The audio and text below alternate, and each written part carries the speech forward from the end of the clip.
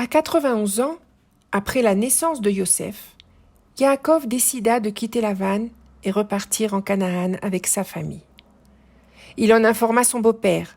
« Laisse-moi partir avec mes femmes et mes enfants, que je retourne chez moi, dans mon pays, car tu sais avec quel zèle je t'ai servi. » Yaakov espérait ainsi son consentement.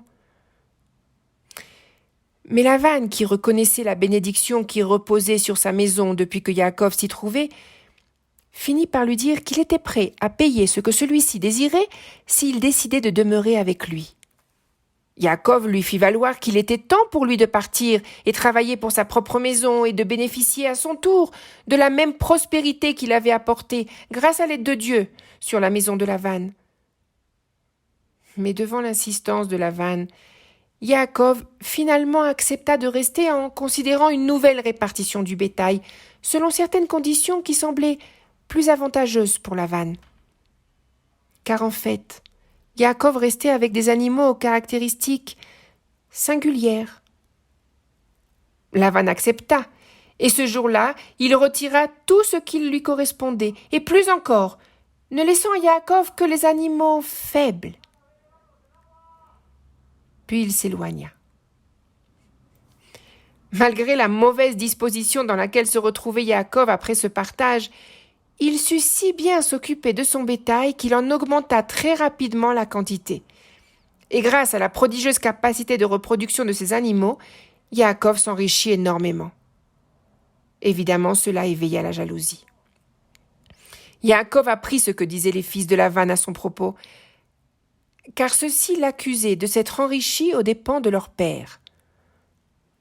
Alors l'Éternel dit à Yaakov, « Retourne au pays de tes pères, dans ton lieu natal. Je serai avec toi. » Yaakov envoya donc chercher Rachel et Léa, ses épouses, pour leur annoncer que Dieu lui demandait de retourner dans son pays natal. En leur retraçant le fil de son histoire avec son beau-père, Yaakov leur démontrait combien il avait été patient et combien Lavan l'avait trompé. Il leur expliqua que seule la bienveillance et l'aide de Dieu lui avaient permis de s'enrichir ainsi. Bien entendu, Rachel et Léa étaient d'accord. Elles connaissaient Lavan et savaient de quoi il était capable. Elles reconnaissaient également la main de Dieu dans toutes les richesses que Yaakov avait accumulées. Elles lui dirent donc de faire tout ce que Dieu lui avait recommandé. Assuré de l'approbation de ses épouses, il prépara très rapidement tout le nécessaire pour ce long et difficile voyage. Il prit ses fils et ses femmes, il prit son bétail et tous les biens qu'il avait amassés pendant toutes ces années. Il ne révéla pas ses intentions à Lavan, car il craignait de nouveau que son oncle ne le laissât pas partir avec ses épouses. Il profita alors de l'absence de celui-ci pour prendre le chemin de la maison de son père en Canaan. Comme la maison était vide au moment du départ, Rachel en profita pour dérober toutes les idoles de son père. Elle espérait ainsi lui faire cesser ses pratiques idolâtres. Ce fut seulement 3 jours après que Lavan apprit le départ de Yaakov. Il rassembla ses hommes et se lança à sa poursuite. Mais arrivé à la frontière, il se reposa, afin de le confronter le lendemain.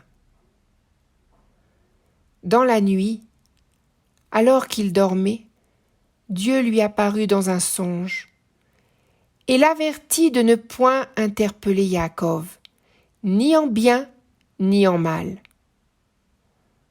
Alors le lendemain, quand Lavan rejoignit Yaakov, il se plaignit. « Qu'as-tu fait ? Tu as abusé de mon esprit et tu as emmené mes filles comme des prisonnières de guerre. Pourquoi t'es-tu caché pour fuir ?» Puis Lavan l'accusa de lui avoir volé ses idoles. Yaakov, qui ignorait ce que Rachel avait fait, lui demanda de fouiller lui-même afin de constater le manque de fondement de cette accusation. Lavan s'exécuta avec acharnement, mais ne trouva rien. Alors Yaakov s'emporta. « Quel est mon crime ? Quelle est ma faute pour que tu t'acharnes sur moi ? Au cours de ces 20 ans que j'ai passés chez toi, tu as changé 10 fois mon salaire. Et si Dieu n'avait pas été avec moi, tu m'aurais laissé partir les mains vides. Dieu a vu mon humiliation. » Finalement, Lavan voulut conclure une alliance avec Yaakov devant Dieu. Yaakov érigea alors un monument avec des pierres et nomma cet endroit Galaed.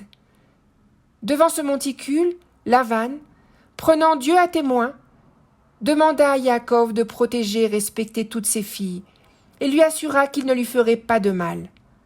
Le lendemain, Lavan embrassa ses filles et ses petits-enfants, puis leur donna une bénédiction avant de retourner chez lui. Yaakov lui aussi reprit son voyage, et les anges de Dieu l'accompagnèrent.